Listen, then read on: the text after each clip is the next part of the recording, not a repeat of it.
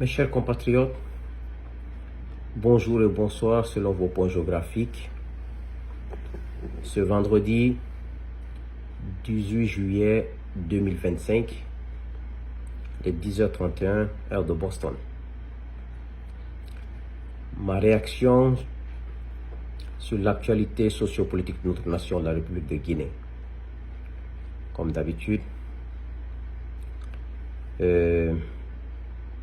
je vais vous faire la lecture de quelques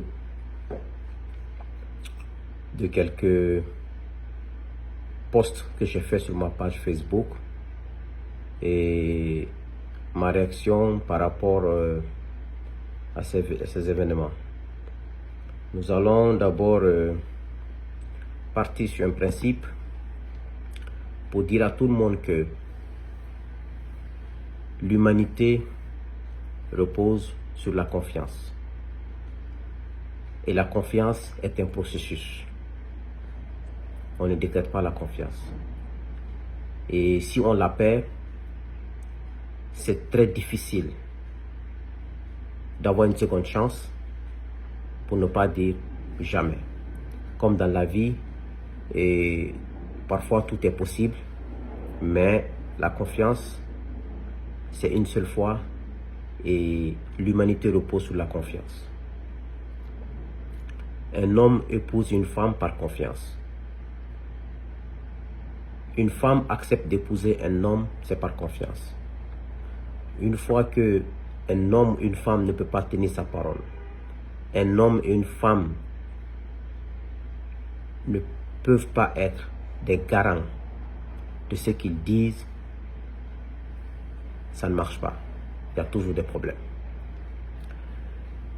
Mes chers compatriotes, comme vous le savez, notre président de la transition actuelle, Mamadi Doumbouya, malheureusement, il s'est inspiré du passé pour détruire notre futur. Il s'est inspiré du mauvais côté de notre histoire, du mauvais sombre de notre histoire, pour détruire notre futur. Depuis qu'il est là, il n'a fait que reproduire les pages sombres de notre passé. Il n'a fait que ramener les démons du passé. Donc pour cela, Doumbouya ne peut pas nous imposer sa volonté et ses désirs. Il n'a ni la légalité, ni la légitimité, ni le parcours en tant qu'homme, être humain et en tant que militaire. Ceux qui accepteront les dictats de Mamadi, vous n'avez ni la confiance en vous, ni la confiance en Dieu, ni la confiance en votre destin. Moi, j'ai confiance en Dieu, j'ai confiance en moi, j'ai confiance en mon destin. Donc, pour ne rien au monde, je pourrais accepter les dictats irrationnels, irresponsables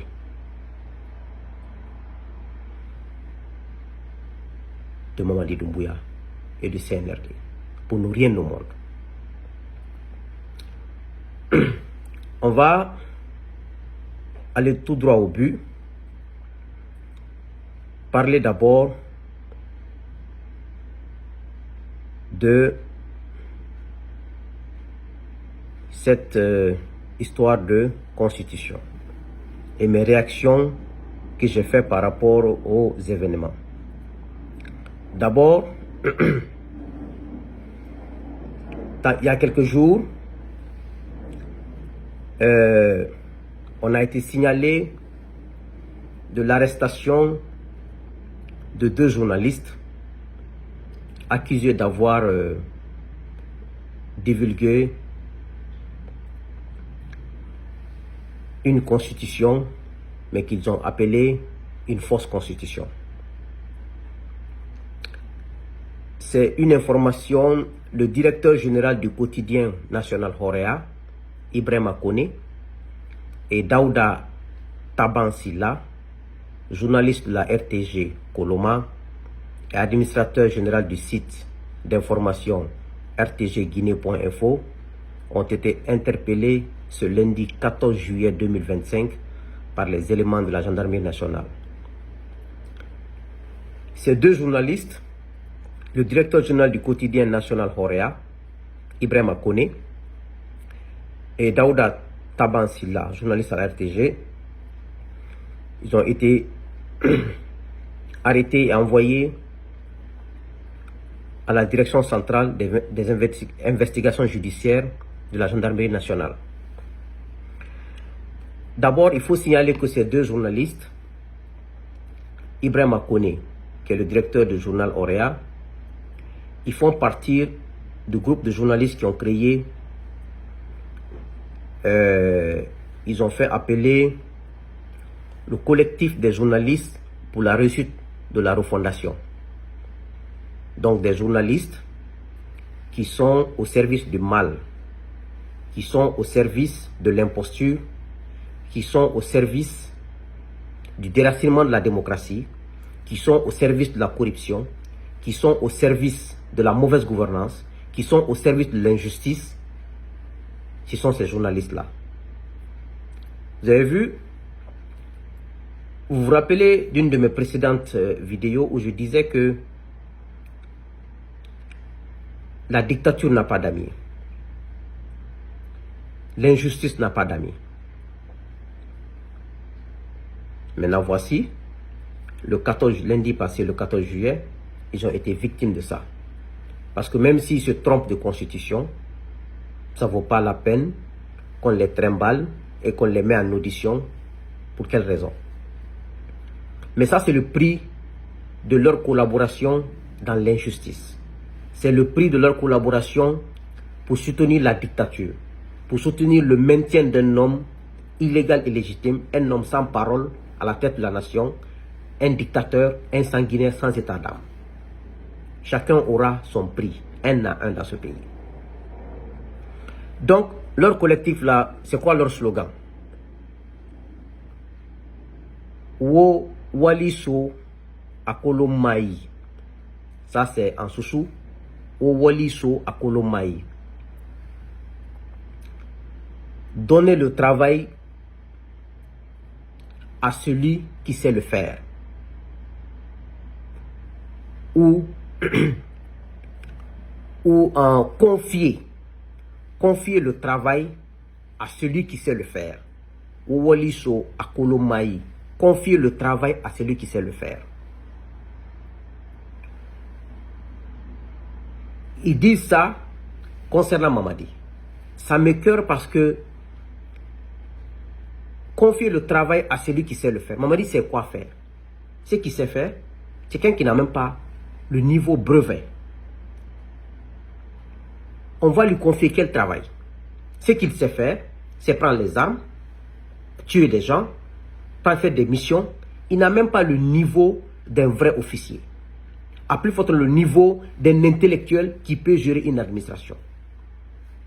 Donc, comment on peut confier une nation à une personne comme ça? D'abord, vous-même, vous vous contrôlez en tant que journaliste. Vous contribuez à détruire cette nation parce que vous pensez qu'en faisant ça, maintenant aujourd'hui, vous êtes à la gendarmerie. On vous a relaxé après quelques auditions. Mais malgré ça, nous sommes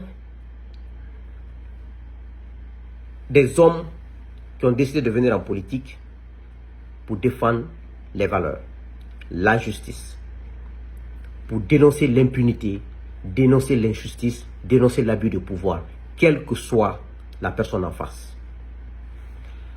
Donc, malgré que j'avais des informations là-dessus, voici ce que j'ai écrit concernant ces journalistes.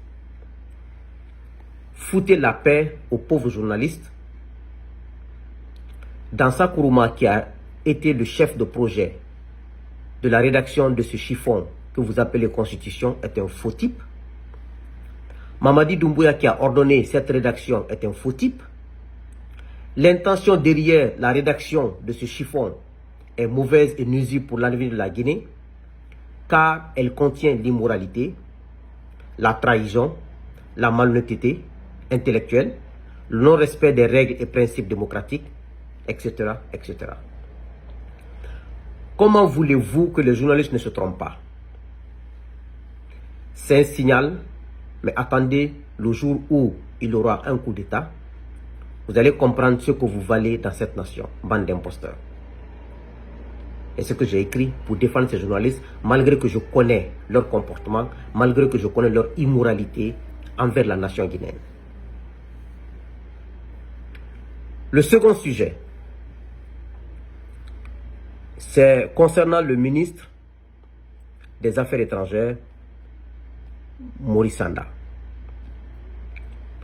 Maurice Sanda a fait des sorties. Je vais vous lire et je diviserai ma réaction par rapport à lui. D'abord, il dit, cette constitution vient du peuple de Guinée. D'abord, c'est un mensonge. Elle va retourner au peuple de Guinée. Elle est impersonnelle. Elle vient des tréfonds de nos populations. À son âge, il continue à dire des mensonges publics comme ça. Et second sortie de Maurice Sanda dit, je cite, le ministre des Affaires étrangères,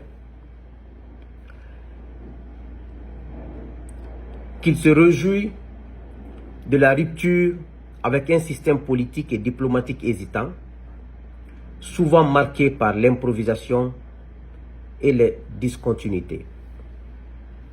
Je vous lis ma réaction par rapport à ce que Maurice Sanda vient de dire, ces deux sorties de Maurice Sanda. J'ai dit ceci, je cite. Dites à Maurice Sanda que la diplomatie guinéenne n'a jamais été aussi vulgaire, aussi nulle et aussi incompétente que sous cette transition. Et c'est bien normal qu'il s'en réjouisse. Quand un pédiatre s'improvise troubadour déguisé en diplomate, il ne faut s'attendre à rien d'autre qu'un désastre verbal permanent. Les Guinéens dignes, lucides et soucieux de l'image de leur pays sont exaspérés.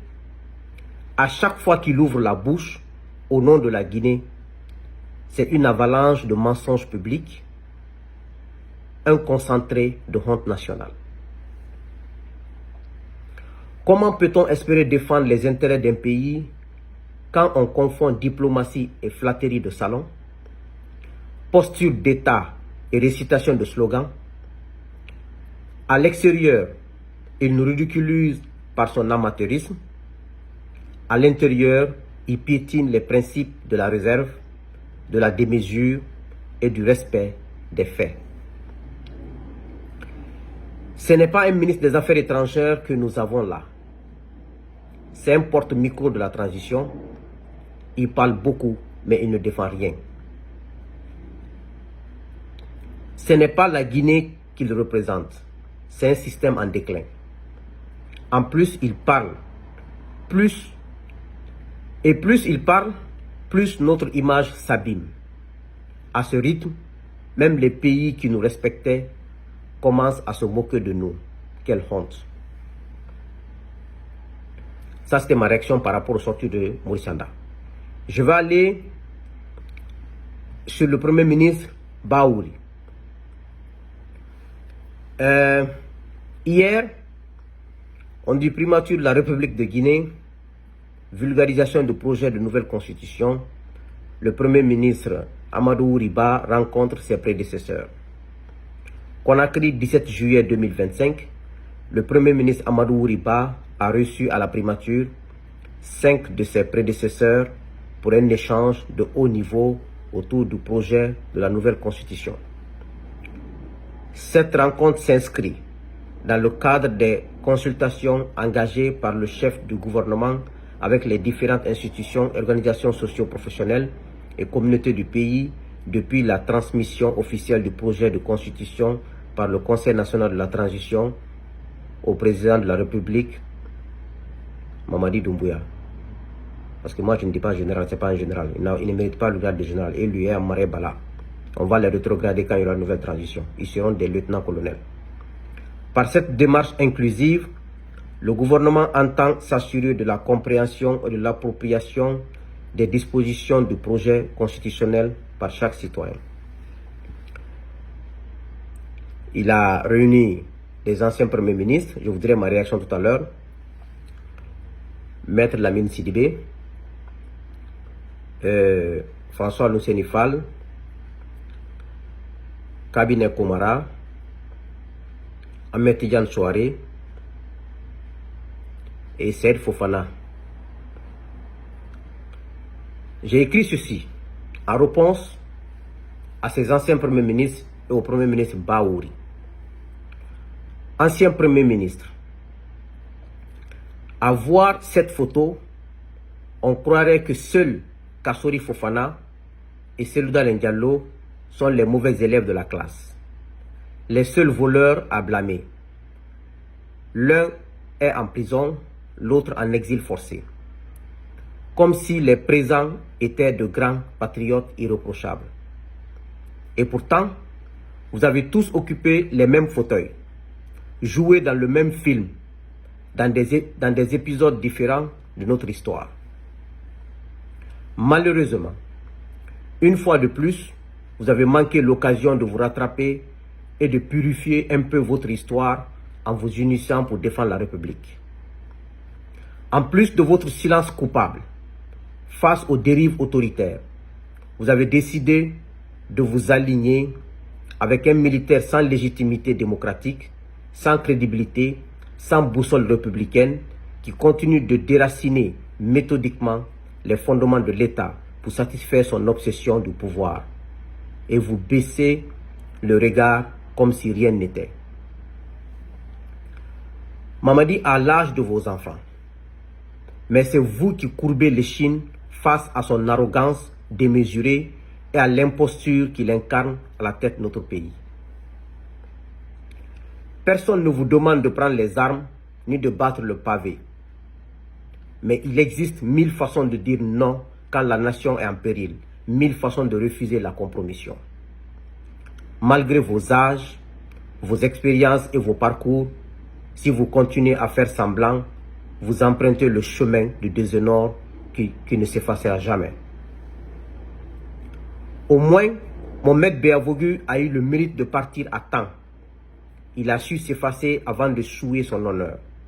Baouri, lui, s'acharne à rester au prix de sa dignité. Quelle triste fin après tant d'années de combat politique. Heureusement, la Guinée survivra à vous, à votre trahison et à la dictature du CNRD. C'est une question de temps. Nous, la nouvelle génération politique de la Guinée, qui avons décidé de s'engager en politique pour enseigner, éduquer, moraliser et défendre les valeurs républicaines dans l'intégrité, dont entre autres la justice, l'état de droit, le respect de la parole donnée, la bonne gouvernance, la démocratie, etc. Nous ferons de notre mieux, peu importe ce qui adviendra, pour défendre le peuple de Guinée. Le tout-puissant Allah et le peuple de Guinée seront témoins de nos efforts, Inch'Allah. C'est ma réponse concernant ces anciens premiers ministres qui ont répondu à l'appel de Baouri. Hier, jeudi 17 juillet 2025, vous savez, dans une de mes précédentes vidéos, je vous ai dit ici que les chefs de corps dans tous les camps militaires de la Guinée ont interdit que les forces spéciales ne feront plus de patrouille dans leur camp. Selon les informations, que Doumbouya aurait fait appel aux chefs de corps de venir hier au palais pour prêter serment encore. Parce que depuis qu'il est là, il ne fait que faire prêter serment aux gens. Comme si lui est un homme de serment. Il a prêté serment à Alpha Condé, loyauté et fidélité. Il a trahi Alpha Condé. Il a prêté serment avec ses enfants de forces spéciales, il les a trahis. Il a fait un engagement avec l'ex-chef d'état-major des armées, Namouri, qui l'a permis à faire le coup d'état, il a trahi. Lui-même, il doit savoir, Mamadi, s'il est intelligent, mais comme il n'a pas d'intelligence, depuis qu'il est là, il ne fait que tendre le Coran et la Bible aux fonctionnaires, aux cadres, de jurer de ne pas faire la corruption, de ne pas voler l'argent public, de ne pas s'enrichir. Lui-même, à partir de la présidence, son ministre secrétaire général de la présidence, son chef de cabinet de la présidente Diba, son ministre secrétaire général de la présidence Amara Kamara, ses conseillers à la présidence, ils sont tous devenus des millionnaires en dollars. Ça a servi à quoi ces prestations de serment? Il n'a qu'à savoir qu'il est déjà trahi depuis le premier jour. Il a fait jurer toute l'administration. Combien de vols il y a eu dans cette administration aujourd'hui? Combien de cadres sont devenus riches en 2 ans aujourd'hui au détriment de la nation guinéenne? Combien d'argent public que lui, Doumbouya, et tous ses proches sortent aujourd'hui, donnent aux gens qui ne servent à rien?